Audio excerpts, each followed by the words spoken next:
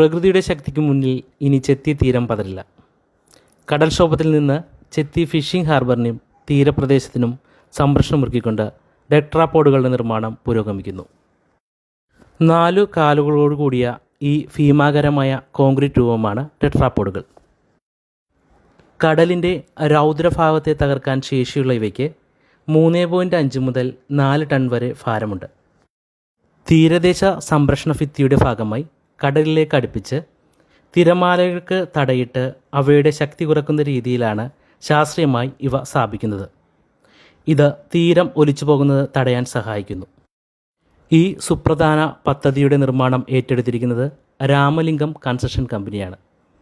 ചെത്തി ഹാർബറിൻ്റെയും തീരത്തിൻ്റെയും സുരക്ഷ ഉറപ്പാക്കുന്നതിനുള്ള വലിയ ചുവടെടുപ്പ് വിജയകരമായി പൂർത്തിയാവുകയാണ്.